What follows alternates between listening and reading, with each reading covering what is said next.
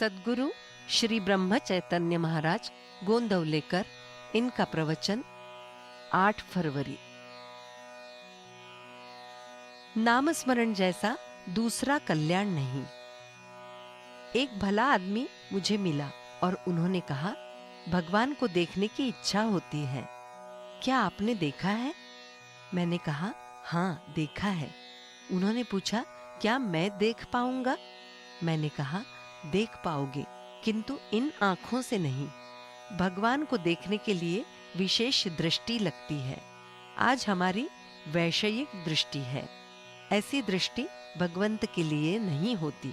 यदि आप भगवान को देखना चाहते हैं तो एक उपाय है, भगवान के नामस्मरण में तल्लीन हो जाना। नामस्मरण के सिवाय कोई अन्य मार्ग नहीं है। यही उपाय मैं सबको कहता हूँ। तदनुसार आचरण करना बहुत ही जरूरी है। ऐसा क्यों किया जाए? ये समझने के लिए कि मैं सही रास्ते से जा रहा हूं या नहीं।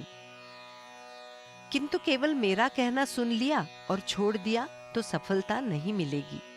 मेरे कहने के अनुसार कृति करोगे तो बात सधेगी। इसलिए प्रत्यक्ष कृति करो, आचरण करो।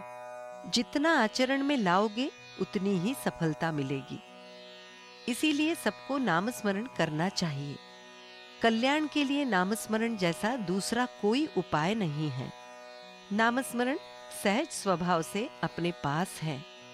वो अत्यंत उपाधि रहित है। वो किसी पर भी अवलंबित नहीं है। इन गुणों से युक्त यदि कुछ है तो केवल नामस्मरण ही है। अतः शुद्ध आचरण, शुद्ध भाव से जो नामस्मरण करेगा उसका भगवान राम कल्याण ही करेंगे। जो गुरु कहता है उसे सत्य माना जाए।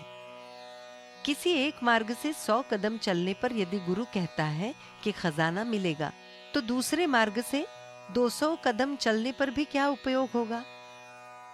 यदि तुम कहते हो कि मुझे साक्षात्कार हो, तो प्रत्यक्ष बोलने वाले, चलने वाले सद्गुरु पर विश्वास रखना चाहिए। उन पर विश्वास नहीं होता है तो परमात्मा का दर्शन करा देने से भी क्या लाभ होने वाला है?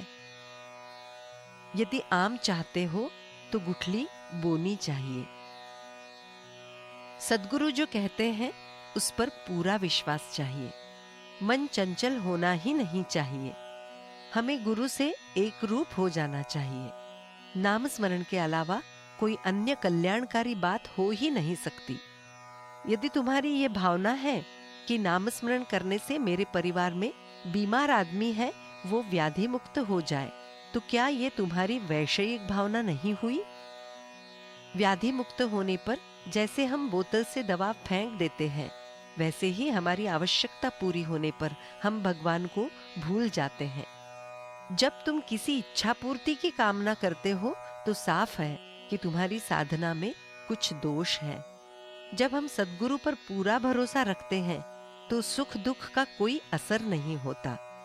जब कोई बड़ा अधिकारी घुल मिलकर बालकों के साथ खेलता है तो ये उन्हीं के साथ मिल जाता है। वो उन्हीं में से एक हो जाता है। हमें भी व्यवहार में वैसा ही आचरण करना चाहिए। गृहस्थी तो दिखावा मात्र होनी चाहिए। गृहस्थी का असर भीतर नहीं होना चाहिए। भीतर हृदय में तो भगवान का ही निवास होना चाहिए। गुरु चरण में अत्यंत विश्वास और साधना का अखंड सहवास। यहाँ पर प्रपंच का छूट गया फांस। यही परमार्थ का मार्ग है खास। जानकी जीवन स्मरण जय जय राम।